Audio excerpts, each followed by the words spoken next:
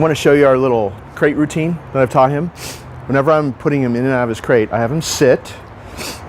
Good. And then I open the door. He's got to stay seated while I open the door. And notice I'm not holding the leash tight. If he pops up, you say no, close the door and put him back. This is hard for him to do, so therefore it's very beneficial. He needs to wait until you pat his chest and say go. He's going to go in there. He goes in there, he turns around, I give him a little treat. Always give him something good when he goes in there, because you want him to associate this crate with everything good. I just took the leash off. I'm going to give him another treat. I've been feeding him in there. We've been giving him little chewies and little bones and things that are healthy but good tasting in there. So every time he goes in there, good stuff happens. Notice I gave him another treat right before I closed the door. And every time that I open the door to bring him out, the first thing I do, good, give him a little treat. So his association with every interaction with us is we come in with the hands, we open or close this door, good stuff happens. So he loves the crate. Also, dogs are naturally den animals, so it's really hard to make a dog not like their crate, although I know some people are successful at that. But if you do this, he's just always going to want to be in there. Therefore, you control his access in and out by always closing this door.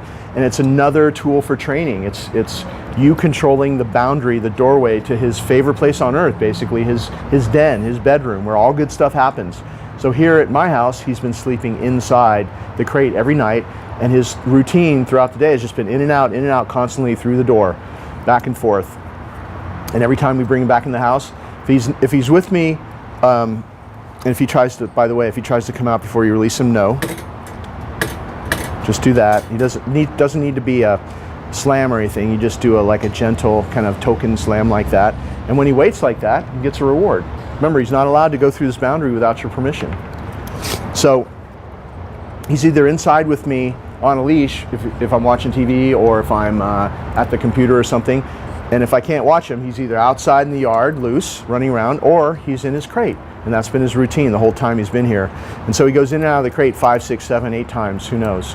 Every time he does that, he is doing this exact routine that you see us doing here. Of course, I'm not taking this long to take him out. When we come take him out, I have the leash, I go down here, open the door, give him the treat. While he's munching on that little piece of natural balance, I hook him up to the leash and his collar, just his regular collar. We're not using a special training collar for him. If he tries to come out, no. Just do that little token close there, no. This is part of it. He needs to really wait and respect the boundary. See how he's waiting? He waits for you to pat your leg and say, okay. He comes out, and then of course we're always closing this door, because when you bring him back inside, if you don't close the door, he's gonna race back in there. And the power of this crate routine is that you control his access in and out. So you put him in every time the way I just showed you. You let him out every time the way I just showed you. And this whole routine unto itself makes him calmer and teaches him how to think. It's a sit-stay in another context. He has to sit and wait until you allow him in. So it's a really great little way to use the crate routine. Okay.